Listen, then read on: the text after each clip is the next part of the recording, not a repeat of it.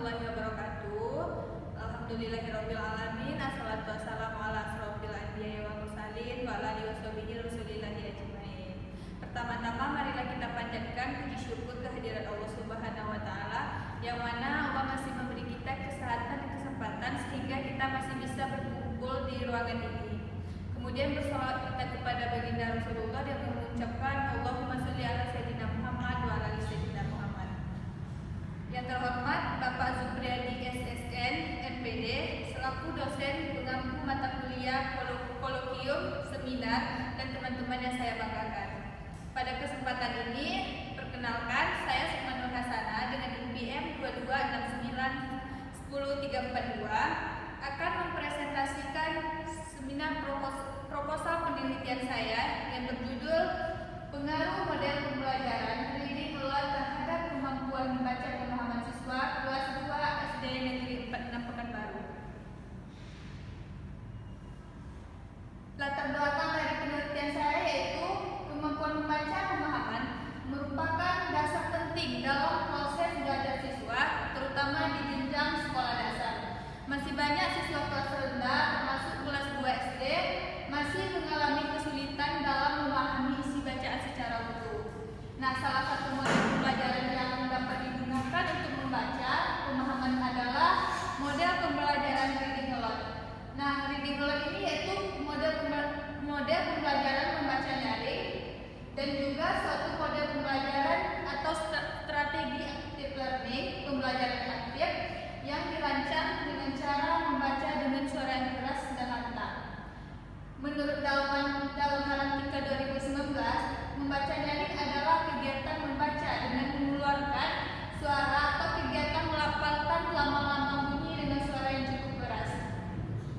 Namun, belum banyak penelitian yang secara spesifik menguji pengaruh reading aloud terhadap kemampuan membaca pemahaman siswa kelas 2 di SD, khususnya di SD Negeri 46 Pekanbaru. Oleh karena itu, penelitian ini penting dilakukan untuk mengetahui seberapa besar pengaruh model pembelajaran reading aloud dalam meningkatkan kemampuan membaca pemahaman siswa kelas 2 di SD Negeri 46 Pekanbaru. Nah, adapun rumusan masalahnya yaitu berdasarkan latar belakang masalah yang telah diberikan di atas, maka rumusan masalah pada penelitian ini adalah apakah model pembelajaran reading aloud ini berpengaruh terhadap kemampuan membaca pemahaman siswa kelas 2 SD Negeri 46 Pekanbaru. Nah, tujuan dari penelitian ini yaitu berdasarkan rumusan masalah yang telah diuraikan di atas, maka tujuan dari penelitian ini adalah untuk mengetahui pengaruh model pembelajaran reading aloud terhadap kemampuan membaca pemahaman siswa kelas 2 di SD Negeri 46 Pekanbaru. Nah, kemudian adapun landasan teori dari penelitian ini yaitu yang pertama ada model pembelajaran.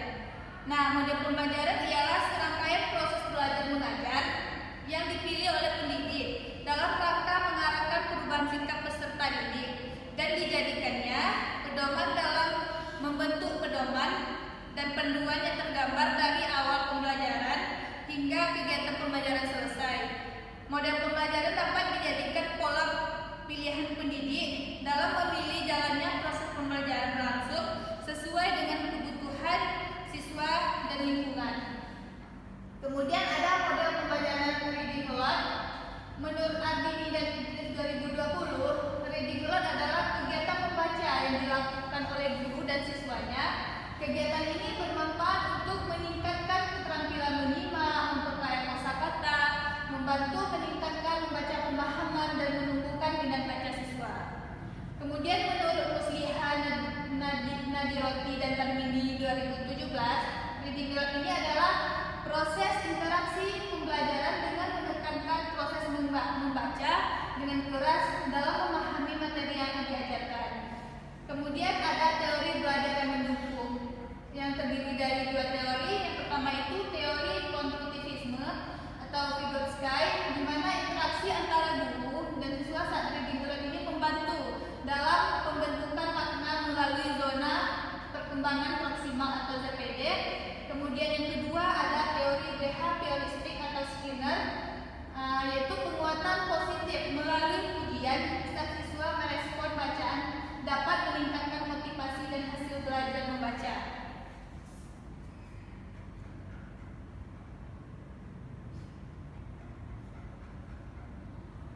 Kemudian adapun hipotesis dari penelitian ini yaitu untuk menentukan kebenarannya, di mana cara membuktikan kebenaran dari hipotesis ini adalah dengan melakukan penelitian dan berdasarkan latar belakang dari dasar teori yang diusulkan. Hipotesis penelitian yang dilakukan di SD Negeri 46 Pekanbaru yang terdapat yaitu H0, di mana H0 ini tidak ada pengaruh model pembelajaran reading aloud terhadap kemampuan membaca pemahaman siswa kelas 2 di SD Negeri 46 Pekanbaru.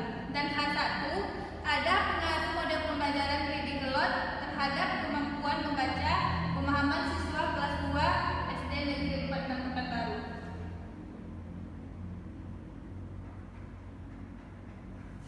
Kemudian ada metode penelitian.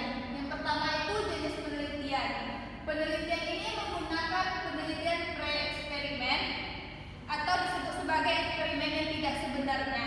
Sedangkan desainnya menggunakan one group, pretest, dan post-test. Dalam one group, pretest, dan post-test ini terdapat pretest sebelum diberi perlakuan, dan dengan hasil yang didapatkan lebih akurat karena dapat membandingkan dengan keadaan sebelum diberi perlakuan. Nah, langkah-langkah dalam one group, pretest, dan post-test ini yaitu yang pertama pelaksanaan pretest untuk mengukur variabel terikat, dan pelaksanaan pelakuan untuk eksperimen, dan pelaksanaan proses untuk mengukur hasil atau dampak terhadap variabel terikat. Contoh desainnya yaitu 01 dikali 02, di mana keterangannya 01 ini nilai pretest sebelum diberi perlakuan, dan 02 nilai post-test setelah diberi perlakuan.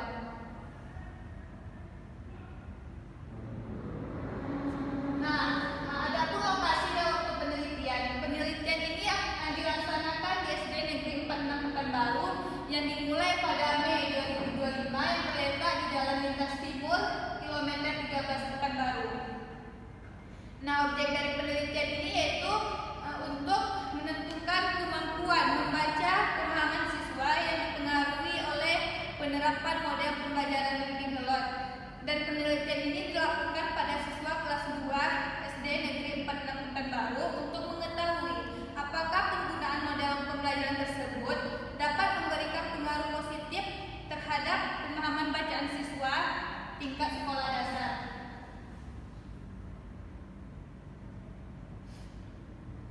Kemudian adapun instrumen penelitiannya yang terdiri dari dua, yaitu tes membaca pemahaman dan lembar observasi aktivitas pembelajaran, di mana tes ini digunakan untuk mengukur keterampilan membaca pemahaman siswa dan juga untuk mengumpulkan data tentang hasil belajar yang dapat dilakukan untuk menggunakan instrumen tes.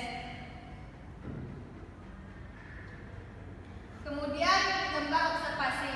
Lembar observasi ini digunakan untuk pemerolehan data dalam penelitian untuk menentukan hasil hingga akhir proses pembelajaran yang dilakukan dari sebelum dan sesudah penerapan model pembelajaran reading aloud. Kemudian teknik pengumpulan data, yaitu ada tes. Tes ini digunakan untuk menentukan seberapa siswa tersebut memahami reading aloud ini. Yang kedua ada pengamatan. Pengamatan adalah teknik pengumpulan data yang digunakan dengan cara melakukan pengamatan selama proses kegiatan pembelajaran berlangsung.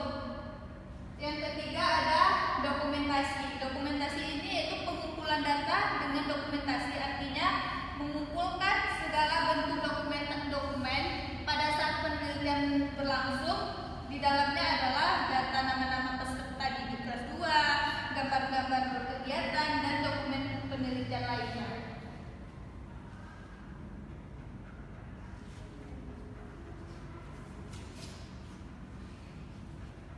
Nah, cukup sekian.